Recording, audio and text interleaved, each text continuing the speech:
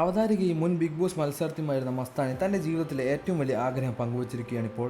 ഉമ്മയ്ക്ക് ഒരു ദാമ്പത്യം ഉണ്ടാകുന്നത് കാണാൻ അതിനായി ആഗ്രഹിക്കുന്നുവെന്ന് മസ്താനി പറയുന്നു. ഉപ്പയുടെ മരണശേഷം ഉമ്മയാണ് മസ്താനിയെയും സഹോദരിയെയും വളർത്തിയത്.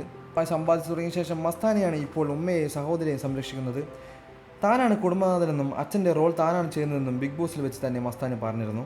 മക്കൾ ഒരു സമയം കഴിയുമ്പോൾ പഠനത്തിനും ജോലിക്കുമായി മറ്റ് സ്ഥലങ്ങളിലേക്ക് പോയേക്കും. ചിലർ കല്യാണം കഴിച്ചു പോകും.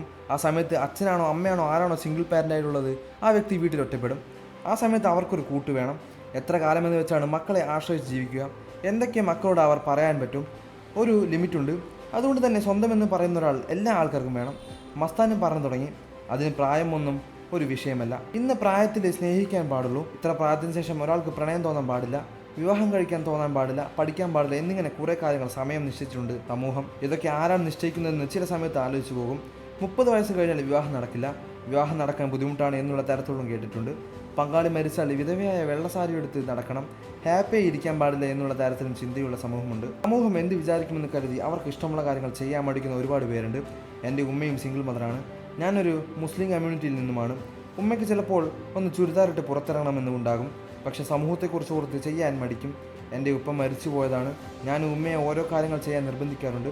പക്ഷേ സമൂഹത്തെ ഭയന്ന് ഉമ്മ ഒന്നും ചെയ്യില്ല. ഉപ്പ മരിച്ചിട്ട് ഒരുപാട് വർഷമായി.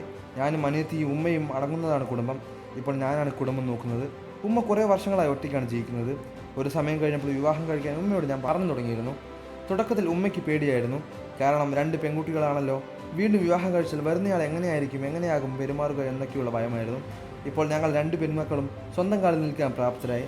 ഇപ്പോഴും വേറൊരു വിവാഹത്തിന് ഉമ്മയെ ഞാൻ നിർബന്ധിക്കാറുണ്ട്. സിംഗിൾ പാരൻ്റായിരുന്നവർ വീണ്ടും വിവാഹം കഴിച്ച വീഡിയോ കാണിച്ച് മോട്ടിവേറ്റും ചെയ്യാറുണ്ട്. എന്നാൽ ഉമ്മയെ എന്തോ ഒന്ന് പിന്നിൽ നിന്ന് വലിക്കുകയാണ്. ഞാൻ കല്യാണം കഴിക്കും മുമ്പ് എൻ്റെ ഉമ്മയെ ഒരാളുടെ കൈ പിടിച്ച് കൊടുക്കണമെന്നാണ് എൻ്റെ ഏറ്റവും വലിയ ആഗ്രഹം. എൻ്റെ ഉമ്മയ്ക്ക് നല്ലൊരു പങ്കാളി ലഭിക്കുന്നത് കാണാനും അവർ നല്ലൊരു ലൈഫ് നയിക്കുന്നത് കാണാനും അതിയായ ആഗ്രഹമുണ്ട്. എന്തായാലും ഒരു ഘട്ടം കഴിയുമ്പോൾ ഉമ്മ ഒറ്റയ്ക്കായി പോകും. ആ സാഹചര്യത്തിൽ ഉമ്മയ്ക്ക് കൂട്ടായി ഒരാൾ വേണമെന്നും താല്പര്യമുള്ളവർ എന്നെ ബന്ധപ്പെടുമെന്നും മസ്താനി പറഞ്ഞു. കൂടുതൽ വാർത്തകളും വിശേഷങ്ങളും അറിയാൻ ഈ വീഡിയോ ലൈക്ക് ചെയ്ത് തന്നെ സബ്സ്ക്രൈബ് ചെയ്ത് സപ്പോർട്ട് ചെയ്യുക.